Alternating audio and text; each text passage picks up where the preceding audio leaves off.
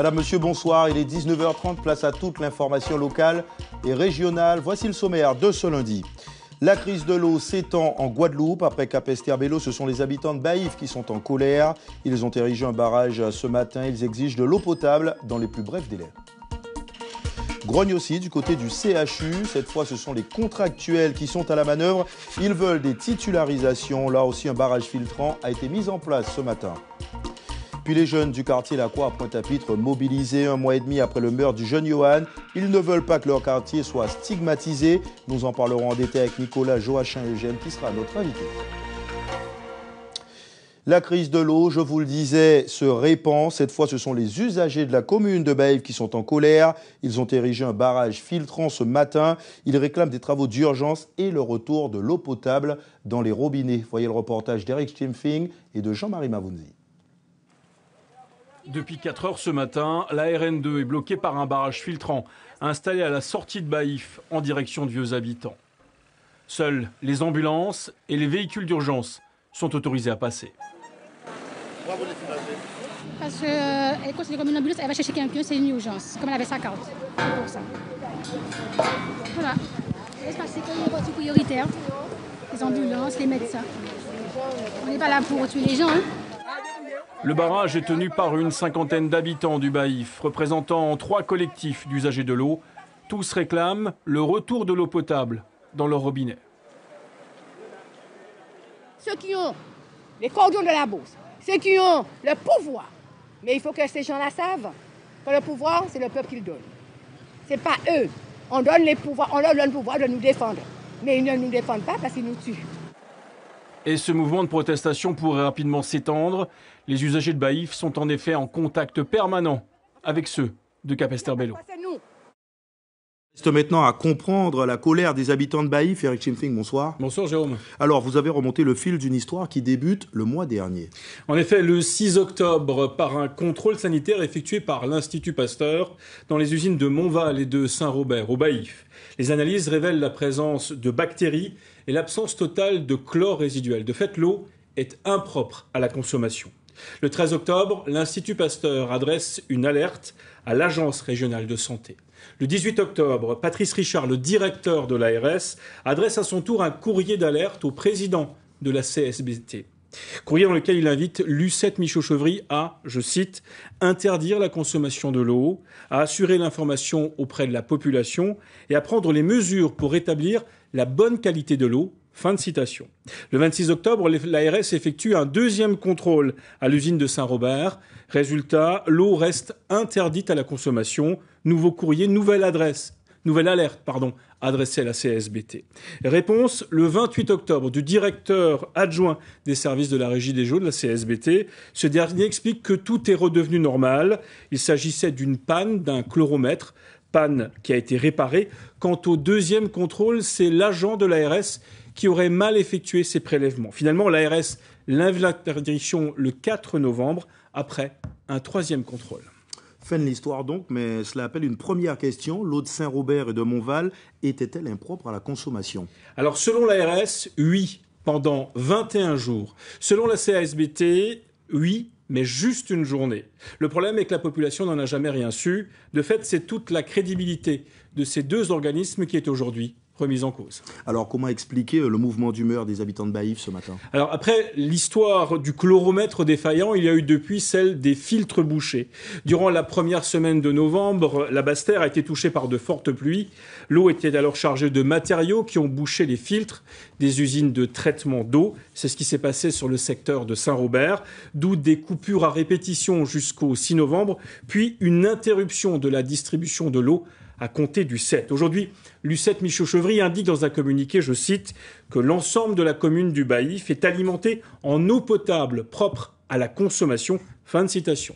L'ARS, elle, ne se prononce pas, et pour cause, les techniciens qu'elle a envoyés ce matin n'ont pu se rendre sur Saint-Robert en raison des barrages érigés à la sortie de Baïf.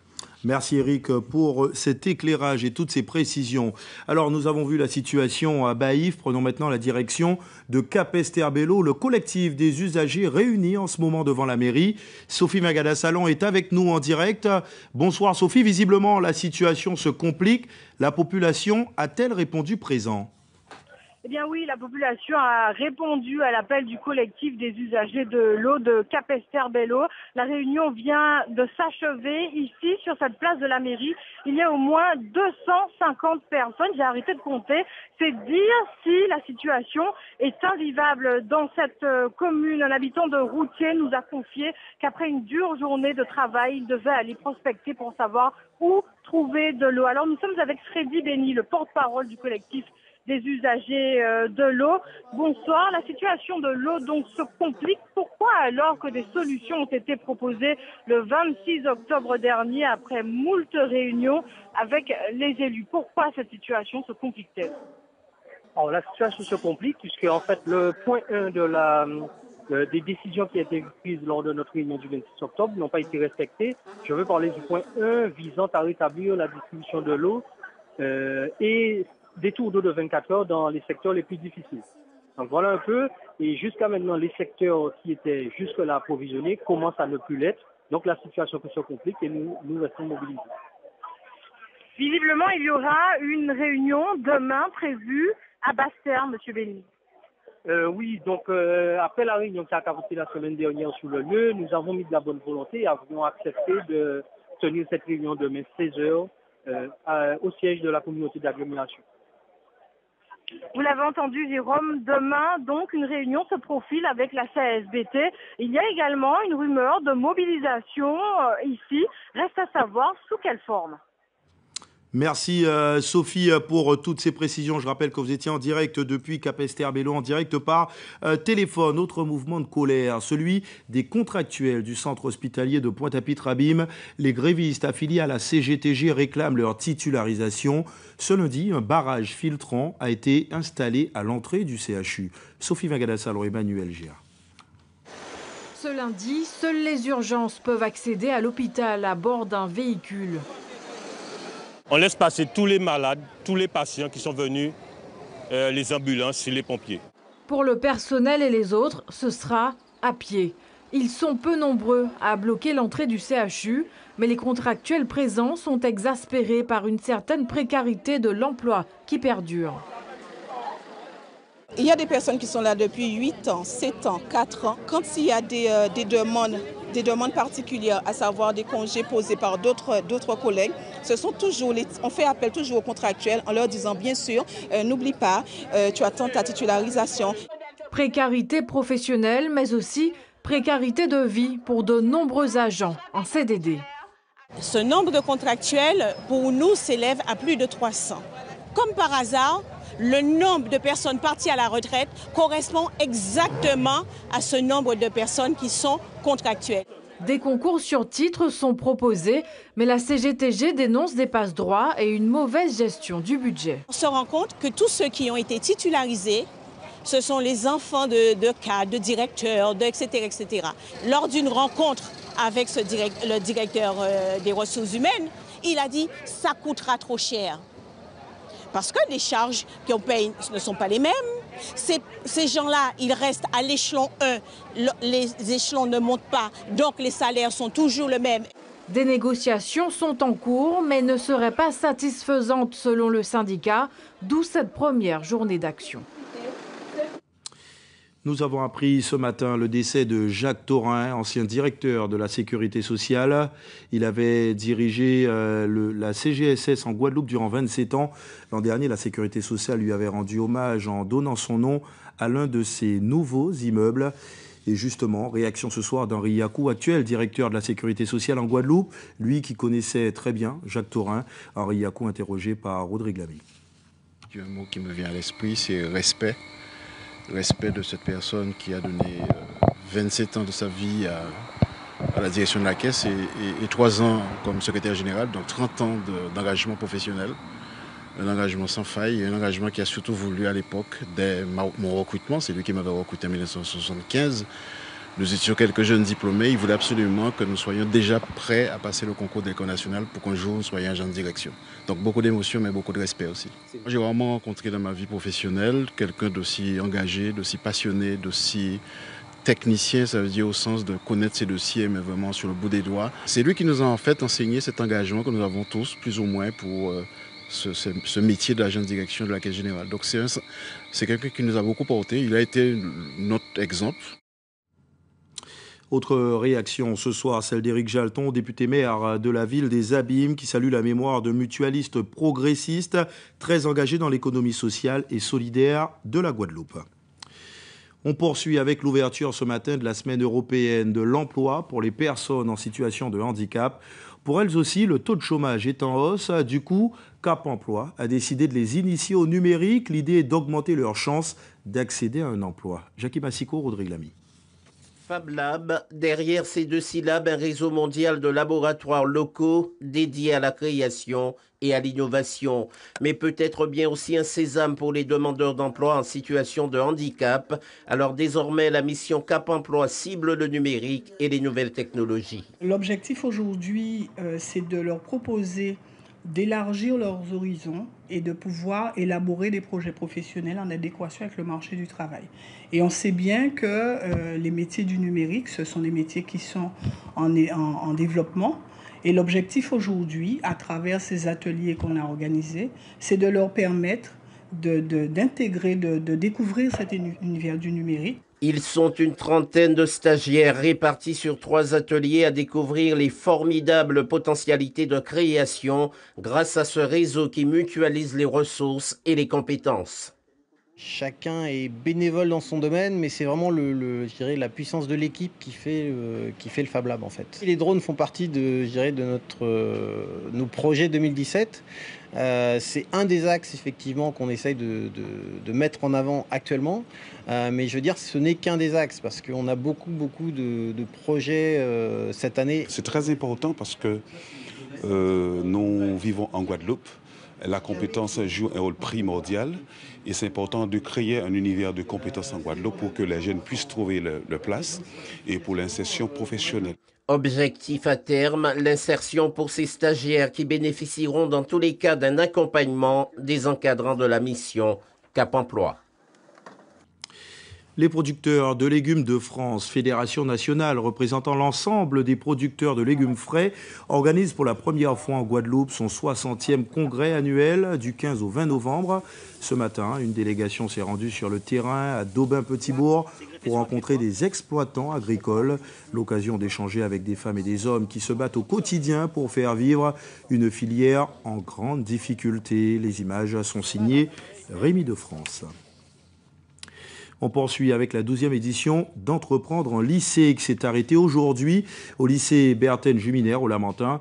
Il s'agit pour l'État et ses partenaires de faire entrer la culture d'entreprise dans le milieu scolaire en donnant aux jeunes la possibilité pendant l'année scolaire de gérer une petite entreprise. Hervé Pédurand, Christian Danca. Depuis déjà 12 ans, l'opération Entreprendre en lycée fournit aux jeunes les clés permettant de comprendre le monde de l'entreprise pour peut-être l'intégrer plus tard. Ils auront une expérience et de là, ils pourront se dire je vais être un chef d'entreprise ou je vais être un salarié ou je vais être fonctionnaire. Et ce n'est que l'entreprise qui crée des richesses. Donc c'est pour ça que cette opération était indispensable pour donner une certaine ouverture, une certaine culture entrepreneuriale à nos jeunes de la Guadeloupe. Ce matin, on a parlé business plan, clientèle, analyse de marché, des notions indispensables au lancement et au suivi d'une activité. Durant toute l'année scolaire, les lycéens tenteront donc de faire vivre une mini-entreprise. Ce peut être une fabrique de chaussures à partir de cannes et de bambou. La semelle de la chaussure serait faite donc un mix du bambou et de la canne à sucre. Pour les accessoires, on prévoit peut-être de faire une montre à base de bambou, le cadran ou le bracelet. Ce peut être aussi un système de destruction des mauvaises herbes sans utiliser de produits chimiques. Nous sommes mécaniciens et on cherchait justement un projet qui va avec l'écologie. Et nous, comme à Cap-Esther, il y a beaucoup de champs de bananes, nous avons mis tout ça ensemble et nous avons tous ces projets. En tout, 21 mini-entreprises réparties dans l'académie seront gérées par des groupes de lycéens, accompagnés eux-mêmes par des équipes pédagogiques, verdict et récompense lors du bilan d'activité en juin 2017. Et puisqu'on parle d'esprit d'entreprise chez les jeunes, cette initiative à présent, celle du collectif l'Aqua City, il s'agit du lieu du meurtre. Souvenez-vous du jeune Yohan il y a quelques semaines. Aujourd'hui, les jeunes du quartier ne veulent pas que justement ce quartier soit stigmatisé. Nous recevons sur le plateau Nicolas Joachim Eugène. Bonsoir. Bonsoir. Et merci d'avoir accepté notre invitation. On découvre des images justement de ce quartier. Alors vous êtes intervenant soutien du collectif. L'idée est d'enlever cette étiquette de quartier sensible.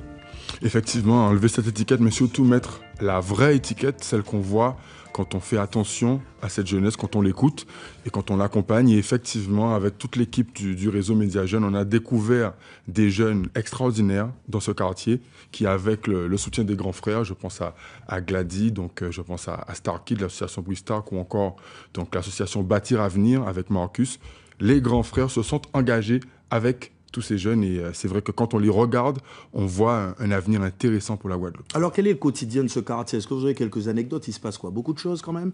Alors justement, c'est très intéressant comme question puisque c'est exactement à ça qu'on va répondre lors de jeudi, exactement. Donc un espace de dialogue avec aussi une diffusion de films, un Karukera le doc. Et à ce moment-là, effectivement, ces jeunes auront des choses à dire, non seulement sur, on va dire, ce qui s'est déjà passé jusqu'à aujourd'hui dans le quartier, mais aussi sur l'avenir, parce qu'ils ont des rêves, ils ont des projets, et je pense que c'est à nous de les accompagner maintenant. Alors, le point de départ de cette initiative reste le meurtre du jeune Yohan. C'est vraiment à partir de là que ce quartier a été encore peut-être mis en lumière, dans le mauvais sens du terme. Mais avez-vous le sentiment que les jeunes évitent ce quartier maintenant? Je parle des jeunes lycéens, Jardin d'Essai, Bainbridge, qu'ils essaient d'éviter Alors, c'est vrai que lors des échanges avec eux, c'est un point qui est ressorti assez souvent, que maintenant, c'est la peur qui règne, et un des points justement du communiqué qui va être rendu public dans quelques heures maintenant, un des points où le collectif insiste, c'est que cette agression aurait pu aussi avoir lieu dans beaucoup d'autres quartiers et qu'aujourd'hui, ça ne doit pas être la peur qui nous guide, ça doit être vraiment la construction, l'écoute et l'accompagnement. Exemple, quand vous verrez donc ces jeunes jeudi et même, on va dire à partir de jeudi dans leurs prochaines opérations, vous verrez de vous-même qu'on peut construire une société sur des bases solides à travers cette écoute. Alors, comment a été lancée cette initiative? C'est parti d'une réunion? C'est parti d'une initiative des grands frères du quartier. Je parlais de Starkey tout à l'heure, de l'association Bruit Stark, donc, alias Pascal Coquin, qui lui, dès septembre, avec d'autres projets qu'il mettait en place sur le terrain, a fait appel donc, au réseau Média Jeunes, qui, avec l'ensemble des associations, a tout de suite répondu à l'appel. Et c'est vrai que, franchement, TV Basse-Émission, on big up. Les jeunes, quand ils sont venus sur le campus pour défendre le projet et pour que le réseau apporte son soutien, ils nous ont bluffés. Et c'est pour ça qu'on est avec eux maintenant. Ils ont adhéré très rapidement. Absolument. Tout le monde a adhéré. C'est vrai que la situation est difficile, pour ne pas dire catastrophique. Mais face à des défis comme ça, on ne pouvait pas rester les bras croisés. Et je remercie tous les partenaires, toutes les associations, tous les bénévoles qui ont porté leur soutien. Vous verrez le résultat le 17 pendant l'opération. Mais surtout, tout le monde peut porter son soutien dans son quartier, mais peut-être aussi à la Croix, si jamais dans les prochaines semaines, vous venez à leur permanence. Je crois que c'est le jeudi à 17h au local Bâtir Avenir. Alors, un petit avant-goût quand même de ce qui va se passer jeudi, afin que tout le monde ait envie de se déplacer. Ça va démarrer à quelle heure? Ça va se passer en combien de phases? Alors, jeudi, ça va rester une manifestation à dimension citoyenne, donc ce n'est pas un événement festif. Donc, les actions qu'il y aura, premièrement, ce sera autour du dialogue, avec notamment la projection d'un très bon film documentaire, Karukera le doc, de Marca Film, et aussi certaines petites surprises avec la co-animation de l'artiste Drex, en collaboration avec les jeunes du quartier. C'est eux qui ont pris la main, c'est eux qui vont vous recevoir sur place et sur le net pour ceux qui ne pourront pas venir. Merci en tous les cas, Nicolas Joachim Eugène, d'être venu sur le plateau. Et puis jeudi, nous serons là pour voir tout ça. Très bien. Merci beaucoup. Franck Fifis participait samedi en stand-up paddle au marathon international des gorges de l'Ardèche, jusque-là réservé aux kayakistes. Il a terminé deuxième après 2h15 d'une superbe course au milieu de ce magnifique paysage. Il est battu lors du sprint final par Vincent Sultana, l'un des grands espoirs du stand-up paddle race, âgé de 22 ans. Et il a eu foi, très foi, comme il l'a dit, à Vanessa Fize et Nicolas Ferraud. C'est parti à fond dès le départ. Moi j'ai mené les 30 premières minutes, je suis tombé le premier à la fin d'un rapide. J'étais congelé pendant 30-40 minutes. On était rapidement 3 en tête, je suis resté avec ce groupe-là. Puis après, avec Vincent, on est parti à 2. On s'est relayé jusqu'à la fin. Il y a eu le vent qui est arrivé, ça commence à être chaud là. Et puis Vincent était plus fort, il n'y avait pas photo. C'est vraiment costaud parce que c'est pas les rapides par eux-mêmes qui sont les plus durs. Une fois qu'on est dedans, ça va, mais la sortie des rapides là, avec les marmites, la première demi-heure, on est lucide. Après, avec la fatigue, parce que là, franchement, ça n'a pas grillé fort. Je pense qu'on fait vraiment un temps vraiment exceptionnel. Et alors, c'était très joli. On termine ce journal avec cette belle initiative en faveur de l'environnement. Les ministères de l'Éducation nationale, de l'Outre-mer et de l'Environnement lancent un nouveau programme national. Le projet vise à mettre en valeur des aires marines éducatives. En Guadeloupe, l'association Mon École Ma Baleine et l'école élémentaire de Bragelogne ont été sélectionnés pour mener à bien des actions sur le site de Lens-Loquet à Saint-François. Première journée de diagnostic et de nettoyage avec Guillaume Desmales et Cédric Météron. Au milieu d'un parterre de déchets abandonnés, ils apprennent à connaître les richesses naturelles de cette plage. Car avant de préserver cet environnement, il faut d'abord le connaître. Regardez, vous avez un arbre qui a des feuilles en forme de cœur. On ne peut pas préserver quelque chose qu'on n'aime pas. Alors je pense qu'il faut connaître, il faut comprendre pourquoi c'est là, qu'est-ce que cela m'apporte. Et après je vais me dire, mais non, si je veux que ça reste comme ça, il faut que je préserve. Cette classe de CM2 participe à un projet pilote coordonné par 3 ministères. Comme cet autre groupe réparti dans l'Hexagone et en Outre-mer, ces élèves vont s'atteler à mettre en valeur cette aire marine éducative. Une façon d'inciter les plus grands à se responsabiliser.